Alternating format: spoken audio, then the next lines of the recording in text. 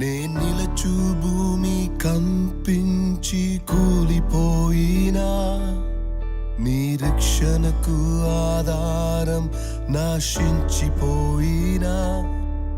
నే నిలచు భూమి కంపించి కూలిపోయినా, నిరీక్షణకు ఆధారం నశించిపోయినా. నేను నమ్ముకున్న ఒక్కరైనా లేకపోయినా, నమ్మెదను నా యేసుని మాత్రమే. నేను నమ్ముకున్న ఒక్కరైనా లేకపోయినా, నమ్మెదను నా యేసుని మాత్రమే. నమ్మెదను నా యేసుని మాత్రమే. నేను నమ్మెదను నా యేసుని మాత్రమే. నమ్మెదను నా యేసుని మాత్రమే. నేను నమ్మెదను నా యేసుని మాత్రమే.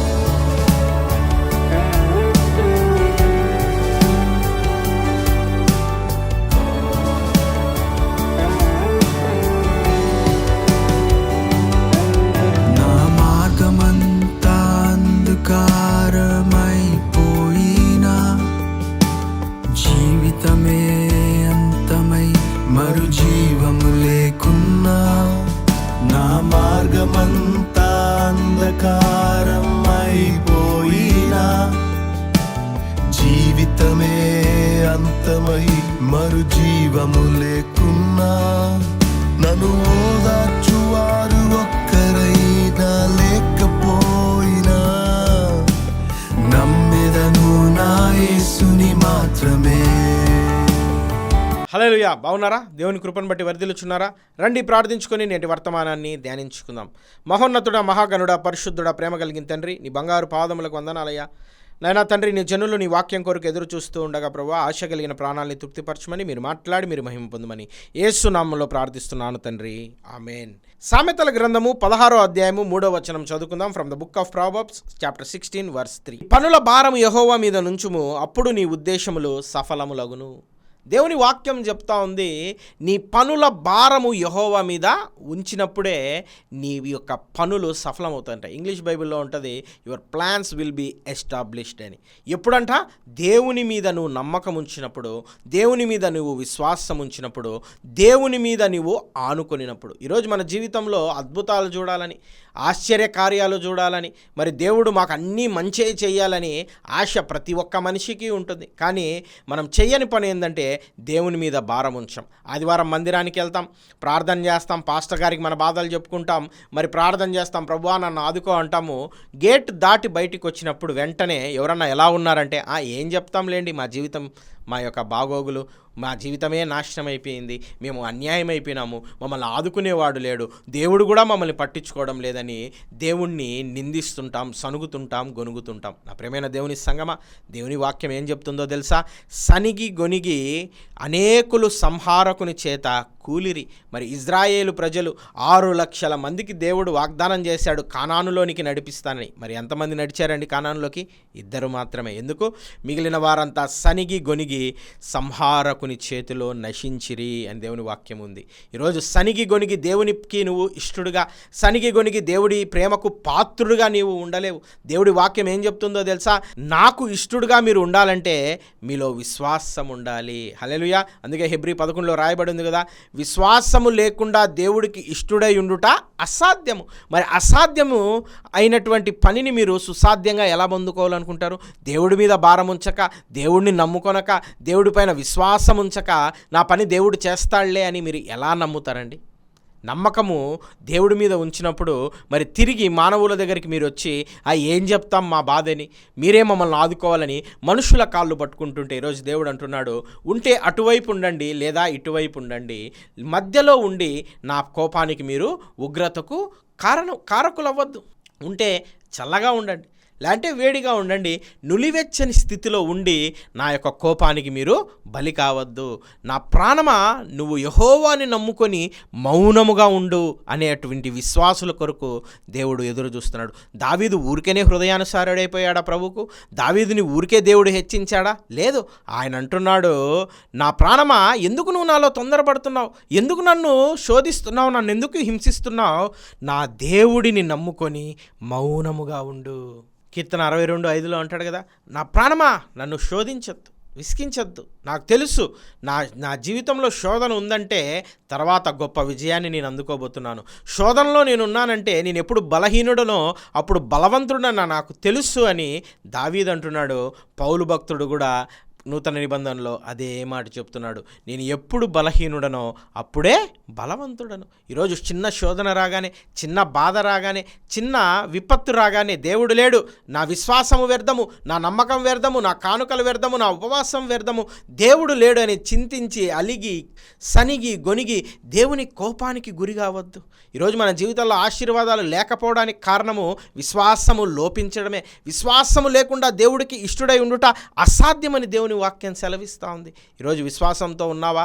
లేకపోతే ఆదివారం నీ విశ్వాసం పీక్ స్టేజ్లో ఉండి సోమవారం నీ విశ్వాసం జీరోకి పడిపోతూ ఉందా? ఈరోజు దేవుడు అంటున్నాడు, వారు వాక్యం వింటారు, వారు హృదయాల్లోకి తీసుకుంటారు, కానీ లోతు మన్ను లేనందున అది వాడిపోతుంది. మరికొన్ని అయితే పడుతున్నాయి గింజలు, ఆకాశ పక్షులు వచ్చి ఎత్తుకొని పోతూ ఉన్నాయి. మరికొన్ని రాతి నేలను పడుతున్నాయి, అవి మొలకలెత్తడం లేదు. ఈరోజు ఏ స్థితిలో నీ హృదయం ఉంది?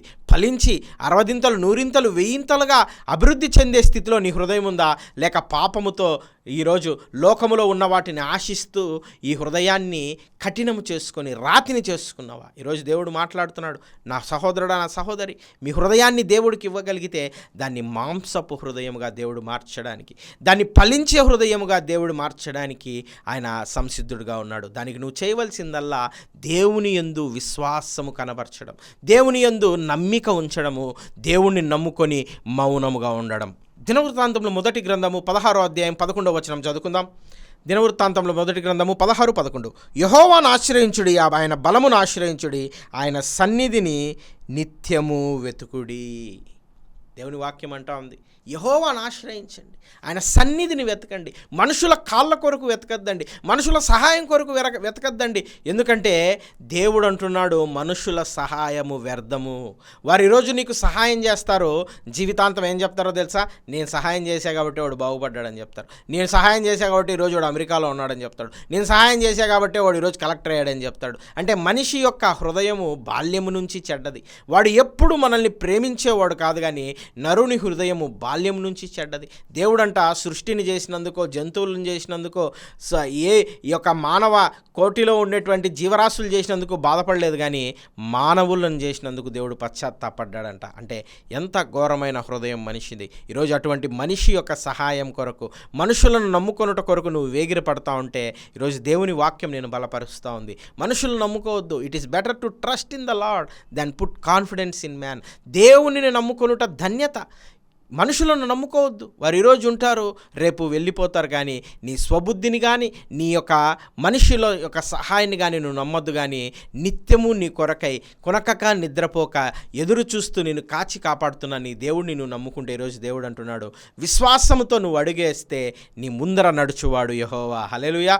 విశ్వాసంతో నువ్వు అడుగు ముందుకేస్తే నీ ముందర నడుచువాడు యెహోవా. ఆయన మెట్టగా ఉన్న ప్రాంతాలను సరళం చేస్తాడు. మరి చుట్టుపక్కల నీకు ఎంతమంది శత్రువులు ఉండినా, పక్కన 1000 మంది ఉండినా, కుడి పక్కన 10,000 మంది కూలినా అపాయము నీ యొద్దకు రాదు అంటున్నాడు. ఎవరికండి ఆశీర్వాదము? అతడు నన్ను ప్రేమించుచున్నాడు గనక నేను అతనిని తప్పించదను. ఎవరికి ఆశీర్వాదం అంటే దేవుని నమ్మేవారికి, దేవుణ్ణి విశ్వసించేవారికి, దేవుణ్ణి ప్రేమించేవారికి. అందుకే దేవుని వాక్యం అంటా ఉంది, దేవుడి సన్నిధి వెతకండి. మరి ఈరోజు సహాయం కావాలంటే దేవుడి మందిరానికి పరిగెత్తుకు వెళ్ళండి. దేవుడి యొక్క సన్నిధి కొరకు మీ ఒంటరిగా గదిలోకి వెళ్ళి రహస్యమందు ఉన్న మీ తండ్రికి ప్రార్థన చేయండి. మీ యొక్క సహవాసంలోకి పరిగెత్తండి. ఎవరన్నా మీకు ప్రేయర్ సపోర్ట్ ఇస్తారేమో వారి కొరకు చూడండి, ప్రార్థన చేసుకోండి. వారితో కలిసి 2-3 కూడి దేన్నైతే బంధిస్తారో అది ఈ లోకంలో బంధించబడుతుంది. ఎవరైతే 2-3 కూడి దేన్ని విప్పుతారో అది పరలోకమందు విప్పబడుతుంది. మీ సహవాసంలోనికి, ఫెలోషిప్లోకి పరిగెత్తండి, ఆ యొక్క ప్రార్థన కూటమిలోకి పరిగెత్తండి. అయ్యా నాకు ఈ సహాయం కావాలి, దేవుడి దగ్గర కలిసి ప్రార్థిద్దాం. అయ్యా నాకు ఈ యొక్క ప్రార్థన చేయడం ఇలాగో రాదు, మీరు ప్రార్థించండి, నేను మౌనంగా ఆ ప్రార్థనను దేవుడి సన్నిధిలో అంగీకరిస్తానని మీ యొక్క పాస్టర్ దగ్గరికి పరిగెత్తండి. దేవుడి సన్నిధి ఎక్కడుందో అక్కడికి మీరు పరిగెత్తి ప్రార్థన సహాయాన్ని మీరు ఆశ్రయిస్తే ఈరోజు దేవుడు అంటున్నాడు, మీ యొక్క కోరికను సిద్ధింపచేస్తాను, యావత్తును నెరవేరుస్తాను. మీ స్వబుద్ధిని ఆధారం చేసుకొని మీ సొంత జ్ఞానంతో మీరు పనులు చేసి నష్టపోయింది ఇంకా చాలు. అందుకే సామెతల గ్రంథంలో అంటాడు కదా, నీ స్వబుద్ధిని ఆధారం చేసుకోవద్దు. దేవుని మీ పూర్ణ హృదయంతో, పూర్ణ మనసుతో నమ్మగలిగితే దేవుడు నిన్ను ఆశీర్వదించడానికి సంసిద్ధుడు. చూడండి, కొరింథీయులకు రాసినటువంటి పత్రిక 2వ అధ్యాయం 4వ వచనం చదువుకుందాం. మీ విశ్వాసము మనుషుల జ్ఞానమును ఆధారం చేసుకొనక దేవుని శక్తిని ఆధారం చేసుకొని ఉండవలను.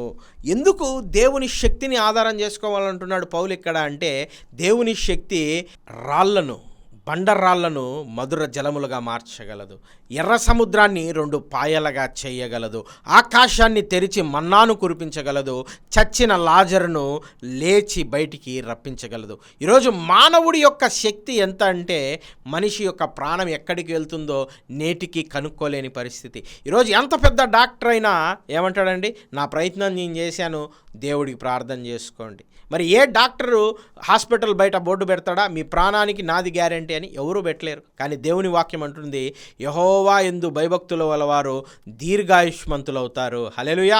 యెహోవా యందు భయభక్తులు గల వారి యొక్క జీవితంలో దినాలను నేను హెచ్చిస్తాను. హిజ్కియా ప్రార్థన చేసినప్పుడు దేవుడు ఆయన యొక్క జీవితాన్ని 15 సంవత్సరాలు హెచ్చించగలిగినాడు. ఈరోజు ఏ డాక్టర్ అన్నా హెచ్చించగలుగుతాడా? ఏ మనుషుడన్నా నీ ప్రాణాన్ని ఎక్కువ కాలం నిలపగలుగుతాడా? అది దేవుడికి మాత్రమే సాధ్యమే. అందుకే మనుషులను నమ్ముకోవద్దు, కానీ దేవుని శక్తిని ఆశ్రయించు.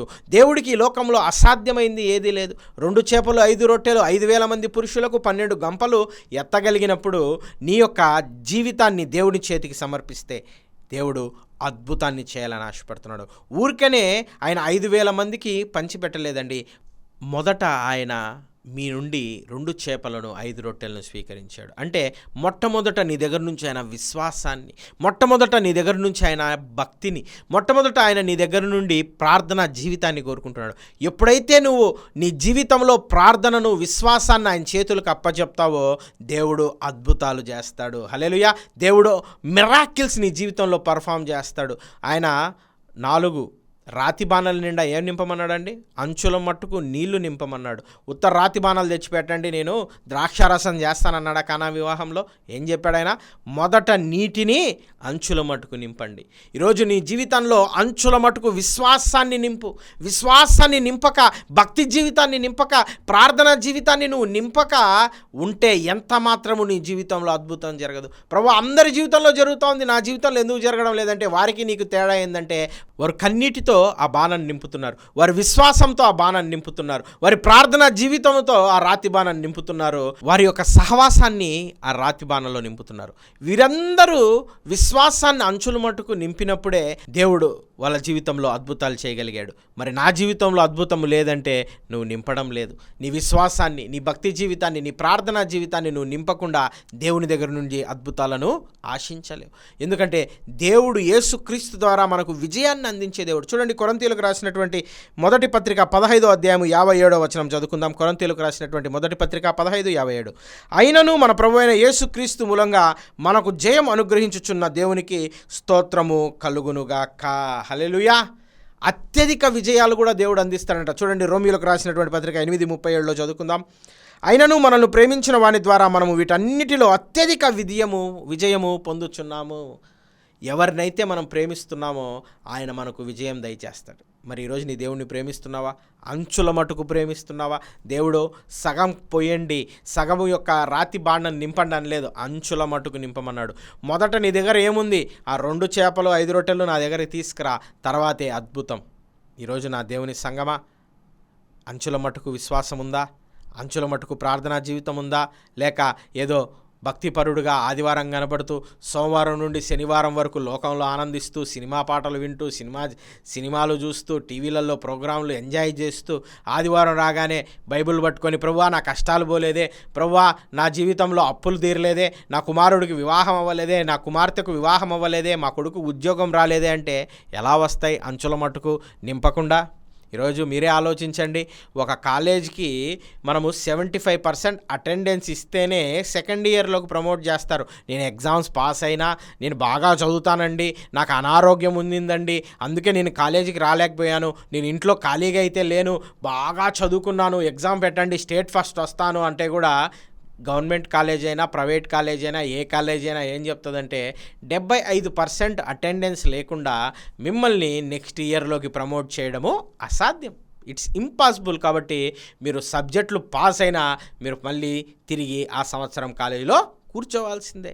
మరి అటెండెన్స్ 75% లేకుంటేనే సెకండ్ ఇయర్కి అలో లేనప్పుడు మరి నీ జీవితంలో అంచుల మట్టుకు భక్తి జీవితం లేకుండా నీ జీవితంలో ప్రమోషన్ దేవుడు ఎలాగిస్తాడు? ఈరోజు 50% అన్నా వారు 75% అంటున్నారు. ఈరోజు దేవుని సేవకునిగా నేను అడుగుతున్నాను మిమ్మల్ని, 50% అన్నా భక్తి జీవితం మీకుందా? ప్రార్థనా జీవితం మీకుందా? పొద్దున్నే లేస్తూనే ఇది నా దేవుడు నాకు ఇచ్చినటువంటి జీవితం అని లేచి దేవుణ్ణి స్తుతిస్తున్నారా? దేవుణ్ణి మహింపరుస్తున్నారా? లేక వ్యర్థమైన జీవితాలను మీరు జీవిస్తున్నారా? ఈరోజు రాజులకు విజయం దయచేసే దేవుడు, ఆయనను ప్రేమించు వారికి ఘన విజయం దయచేసే దేవుడు, యేసు క్రీస్తు ద్వారా మనకు విజయం దయచేసే దేవుడు ఎందుకు మనకు విజయాన్ని అందించలేకపోతున్నాడంటే అంచుల మట్టుకు నీ యొక్క విశ్వాసము ప్రార్థనా జీవితము నీకు లేకే. ఉత్త రాతి బాణాలు తెచ్చిపెట్టండి నేను ద్రాక్షరసం చేస్తాననలా దేవుడు. మీ యొక్క రాతి హృదయాలను తెచ్చి ఇక్కడ విశ్వాసం లేకుండా మీ రాతి హృదయాలు పరిశుద్ధ గ్రంథము ముందు ఉంచి ఎక్కడో ఆలోచిస్తూ ఆచారభక్తిగా మొదటి లైన్ నుండి చివరి లైన్ వరకు చదివేసి ఏదో ఈరోజు బైబిల్ చదివేశాను అని పక్కన పెట్టేస్తే నీ జీవితంలో ఆశీర్వాదం ఉండదు. మరి విశ్వాసము, మరి బలము ఉండాలండి. విశ్వాసంలో బలం ఉండాలి. మన జీవితంలో అద్భుతాలు చూడాలంటే మనం పేతురు అనే వ్యక్తిని చూస్తాం. ఆయన నీటి మీద నడిచాడు కానీ మునిగిపోసాగాడు. ఎందుకు? నడిచినంతసేపు ప్రభు వైపు చూడగలిగాడు ఆయన. చూడండి మత్తయి సువార్త 14వ అధ్యాయం 25వ వచనం చదువుకుందాం. రాత్రి 4వ జామున ఆయన సముద్రం మీద నడుచుచు వారి యొద్దకు వచ్చెను. 28వ వచనంలో పేతురు ప్రభువా నీవే అయితే నీళ్ళ మీద నడిచి నీ యొద్దకు వచ్చుటకు నాకు సెలవిమ్మని ఆయనతో చెప్పాను. ఆయన రమ్మనగానే పేతురు దోణి దిగి యేసు వద్దకు వెళ్ళుటకు నీళ్ళ మీద నడిచెను. హల్లెలూయా. నీళ్ళ మీద నడిచాడు కానీ నీటిలో ఎందుకు మునిగిపోసాగాడు? ప్రభువు వైపు చూచినంతసేపు పేతురు నీటి మీద నడవగలిగాడు. అంటే ప్రభువుని విశ్వసించినంత వరకు, ప్రభువు మీద భయము భక్తి గుండెల నిండా ఉండినప్పుడు, విశ్వాసముతో అంచుల మటుకు నింపుకున్నప్పుడు పేతురు నీళ్ళ మీద నడవసాగాడు. ఎప్పుడైతే గాలి తుఫానులను చూసి అమ్మో అన్నాడో యేసయ్య మీద భక్తి పోయింది, యేసయ్య మీద విశ్వాసం పోయింది, నీటిలో మునిగిపోసాగాడు. అప్పుడు దేవుడు అన్నాడు, ఓ అల్ప విశ్వాసి అని. ఈరోజు దేవుడు నిన్నే పిలుస్తున్నాడు నా ప్రియమైన సహోదరి, దేవుడు నిన్నే పిలుస్తున్నాడు నా ప్రియ సహోదరుడా. అల్ప విశ్వాసి, ఇంకా ఎంతకాలము ఈ ద్వంద్వ వైఖరి, ఇంకా ఎంతకాలము ఈ సున్నం కొట్టిన సమాధుల వలె లోపల వ్యర్థమైనట్టు ఉంచుకొని పైకి భక్తిపరుల వలె ముసుగులు వేసుకుంటూ, పైకి భక్తిపరుల వలె తెల్ల వస్త్రాలు ధరించుకుంటూ, పైకి భక్తిపరుల వలె చేతిలో పరిశుద్ధ గ్రంథం ఉంచుకుంటూ లోపల ఈర్ష్య, కల్మషము, కుళ్ళు, కుతంత్రాలు, జారత్వము, వ్యభిచారము, వ్యామోహము, త్రాగుడు, భయంకరమైన పాపాలు ఉంచుకొని మా జీవితంలో అద్భుతం లేదే అంటే దేవుడు అద్భుతాన్ని నీ జీవితంలో చెయ్యడు. ఎందుకు చేయడండి అంటే చెయ్యడు. అంచుల మటుకు నీటిని నింపాలి. మరి నీ చేతిలో ఉన్నటువంటి 2 చేపలు 5 రొట్టెలు దేవుడి చేతికి ఇవ్వాలి. నువ్వు ఏమీ ఇవ్వక నీ భక్తి జీవితాన్ని, నా జీవితంలో అద్భుతం చేయ ప్రభువా, నా జీవితాన్ని మార్చు ప్రభువా, నా బిడ్డల్ని అభివృద్ధిపరచు ప్రభువా అంటే ఎందుకు చేస్తాడండి దేవుడు? విశ్వాసం లేకుండా దేవుడికి ఇష్టడై ఉండుట అసాధ్యము. ఆయన యుద్ధకు వచ్చేవారు ఆయన ఉన్నాడనియు ఆయన ఫలము దయచేయవాడని నమ్మవలెను కదా. అబ్రహాము ఇస్సాకును ఇమ్మని దేవుడు ఆజ్ఞాపించినప్పుడు వెంటనే ఇస్తాను ప్రభువా అన్నాడా, లేక ఆలోచించి మళ్ళీ చెప్తాను ప్రభువా అన్నాడా? ద్వంద్వ వైఖరి లేదు అబ్రహాము దగ్గర. అడిగాడు ఇస్సాకుని, పొద్దున్నే లేచాడు, గాడిదకు గంతలు కట్టాడు, కింద వాళ్ళ పనివారికి చెప్పాడు మీరు ఇక్కడే ఉండండి, నేను నా కుమారుడు వెళ్ళి దహన బలిని సమర్పించి తిరిగి వస్తాం మేము. విశ్వాసము గుండెల నిండా ఉంది అబ్రహాముకి. నేను ఒక్కడనే వస్తాను అనలేదు. మీరు చదవండి ఆదికాండం 22వ అధ్యాయం, ఇంటికి వెళ్ళి మళ్ళీ తిరిగి నా కుమారుడితో నేను వస్తాను. ఆ విశ్వాసమును బట్టి దేవుడు ఏం చేశాడు? ఇస్సాకును దేవుడు అబ్రహాముకి ఇచ్చాడు. ఇదిగో నక్షత్రాల వలె నీకు లెక్క పెట్టడం ఓపిక నీకు ఉంటే ఇసుక రేణువుల వలె ఆకాశ నక్షత్రాల వలె నీ సంతానాన్ని వృద్ధి పొందిస్తానన్నాడు. ఈ రోజుటికి నువ్వు నేను మనందరము విశ్వాసము ద్వారా అబ్రహాము సంతానమే. హల్లెలూయా. ఆయన విశ్వాసము 2, 3, 4 వేల సంవత్సరాల క్రితము ఉన్న విశ్వాసాన్ని బట్టి నేటికి అబ్రహాముకు పిల్లలు పుడుతూనే ఉన్నారు విశ్వాసులు, నూతనమైన విశ్వాసం ద్వారా. హల్లెలూయా. అంటే ఆశీర్వాదానికి ఎండ్ ఉండదు. ఎప్పుడు నీ విశ్వాసము అంచుల మటుకు ఉండినప్పుడు. అబ్రహామును ఎందుకు విశ్వాసాలకు తండ్రి అన్నాడు? 100 ఏళ్ల వయసులో బిడ్డను ఇవ్వమంటే మారు మాట్లాడకుండా ఉదయాన్నే యెహోవా చెప్పిన చోటికి ఆయన వెళ్ళాడు. గంతలు కట్టాడు, గాడిదకు కట్టెల మోపును బిడ్డ మీద ఉంచాడు. రా నాతో కూడా, నా తండ్రి నాకు ఆజ్ఞాపించింది నేను చేస్తాను. ఎందుకంటే దేవుడు నమ్మదగినవాడు, యెహోవా ఈరే ఆయనే చూసుకుంటాడు అని నమ్మగలిగాడు. కాబట్టి జీవితంలో గొప్ప కార్యాలు చూడగలిగాడు. ఇక్కడ పేతురు నమ్మాడు కానీ తాత్కాలికంగా ఉండిపోయాడు, మునిగిపోయాడు. ఈరోజు నీ జీవితం కూడా పేతురు వలె ఉందా? మునిగిపోతున్నావా? ఈరోజు దేవుడు మాట్లాడుతున్నాడు. పేతురు వలె ఉంటే నీ జీవితంలో ఉపయోగం లేదు, అల్ప విశ్వాసిగా కొనియాడబడతావు. అదే అబ్రహాము వలె అంచుల మటుకు విశ్వాసాన్ని నువ్వు నింపుకోగలిగితే ఈరోజు అబ్రహాము నీతో మాట్లాడుతున్నాడు. విశ్వసించి చూడు, నీ ఆశీర్వాదాలకు అవధులు ఉండవు. హల్లెలూయా. నీ ఆశీర్వాదాలకు లెక్క పెడదామన్నా నీకు ఓపిక ఉండదు. ఎంతగా దేవుడు ఆశీర్వదిస్తాడంటే చెప్పుకోవడానికి 100 సాక్ష్యాలు ఉంటాయి. చర్చిలో కూడా అబ్బా నేను చెప్పాలంటే రోజంతా పడుతుంది అంటావు. అదే దేవుడి మీద అంచుల మటుకు విశ్వాసం లేకపోతే ఎప్పుడో 100కో 1,00,000కో సంవత్సరానికో 10 సంవత్సరాలకో ఓసారో ఒక సాక్ష్యాన్ని చెప్తావు. నీ జీవితంలో అదే చివరి సాక్ష్యం, మొదటి సాక్ష్యం. ఈరోజు చాలామంది ఆదివారం సాక్ష్యం చెప్పమంటే నా జీవితమే ఒక సాక్ష్యం అంటారు. అంటే ప్రతిరోజు వారి జీవితంలో అద్భుతాలు జరుగుతున్నాయి ఎన్నని చెప్తారు. ఎందుకు వారి జీవితంలో అద్భుతాలు జరుగుతున్నాయి? అంచుల మటుకు విశ్వాసాన్ని, అంచుల మటుకు ప్రార్థనా జీవితాన్ని, అంచుల మటుకు వారి యొక్క భయంకరమైనటువంటి పాపాన్ని విడిచి, లోకాన్ని విడిచి విశ్వాస యాత్రలో శ్రమల గుండా నడుస్తూ కూడా నా మట్టుకైతే బ్రతుకుట క్రీస్తే, చావైతే లాభమే అని దేవుడి మీద విశ్వాసం ఉంచారు. కాబట్టే వారి జీవితాల్లో అద్భుతాలను దేవుడు చేశాడు. ప్రియమైన దేవుని సంగమా, దేవుడు ఈరోజు మనతో మాట్లాడుతున్న మాటలను మనం ఈరోజు మన పూర్ణ హృదయంతో ఆలోచిద్దాం. దేవుని మాట నిత్యము నిలిచేటువంటి మాట. ఆకాశము భూమి అయినా గతించిపోతుందేమో కానీ ఆయన మాట గతించిపోదు. ఈరోజు దేవుడు అంటున్నాడు, నువ్వు నమ్మగలిగితే దేవుని మహిమను చూస్తావు. మరి మార్తా మరియా ఆ రోజు నువ్వు ఇక్కడ లేవు ప్రభువా, ఉండి ఉంటే లాజరు బ్రతికి ఉండేవాడు. ఈరోజు నా తమ్ముడు చనిపోయాడు ప్రభువా అని కన్నీరు గారుస్తూ ఉంటే దేవుడు ఒకటే మాట చెప్పాడు, మరియా, మార్తా, నన్ను నమ్మండి, దేవుని మహిమను చూస్తారు. అంటే వారు నమ్మారు. లాజరు ప్రేత వస్త్రంతో బయటికి వచ్చాడు. ఎంత గొప్ప అద్భుతాన్ని దేవుడు వారి జీవితంలో జరిగించాడు నమ్మకం ద్వారా. యాయీరు కుమార్తె చనిపోయింది ప్రభువా, అయినను పర్వాలేదు, నువ్వు వచ్చి నా కుమార్తె మీద చేతులుంచు అని ప్రార్థించాడు. చనిపోయిన బిడ్డకు సైతము దేవుడు చేయి పెడితే లేస్తుంది అని ఒక అన్యుడు, మరి యాయీరు అనే ఒక శతాధిపతి నమ్మగలిగాడు. దేవుడు అన్నాడు, నీ విశ్వాసం నీ కుమార్తెను బ్రతికించింది. ఈరోజు కుమారి 15 సంవత్సరాల రక్తస్రావం కలిగినటువంటి ఓ కుమారి, నీ విశ్వాసము నిన్ను స్వస్థపరిచింది. నేను కాదు నిన్ను స్వస్థపరిచింది, నీ విశ్వాసం నేను స్వస్థపరిచింది. దేవుడికి అసాధ్యమైంది లోకంలో ఏదన్నా ఉందా అని అడిగితే ఎవరైనా ఏం చెప్తారండి? లేదు, దేవుడికి అసాధ్యమైంది ఏదీ లేదు, లేదే లేదు, దేవుడికి అసాధ్యం అంటారు. కానీ ఈరోజు నేను చెప్తున్నాను, దేవుడికి అసాధ్యమైంది ఉంది ఈ లోకంలో. ఏంటంటారా? నీ అవిశ్వాసము దేవుడు అద్భుతాలు చేయలేడు. నీ అవిశ్వాసముతో దేవుడు గొప్ప కార్యాలు చేయలేడు. నువ్వు అవిశ్వాసిగా ఉంటే దేవుడు నీ జీవితంలో ఫలించేటువంటి జీవితాన్ని నీకు ఇవ్వలేడు. చూడండి, మీరు మత్తయి, మార్కు, లూకా, యోహాను సువార్తలు చదవండి ఇంట్లో. దాంట్లో రాయబడి ఉంది, వారి అవిశ్వాసాన్ని బట్టి దేవుడు అద్భుత కార్యాలు చేయలేకపోయాను. హల్లెలూయా. వారి అవిశ్వాసాన్ని బట్టి దేవుడు అద్భుత కార్యాలు చెయ్యలేకపోయాడు. నమ్మకముగా ఉన్నవాడే జీవకిరీటం పొందుకుంటాడు అండి. అంతం వరకు సహించువాడికే జీవకిరీటము. మన్నాను, మరుగై ఉన్న మన్నాని ఎవరికి భుజింపజేస్తాడు? దేవుడు అంతం వరకు విశ్వాసముతో ఉన్నవారిని.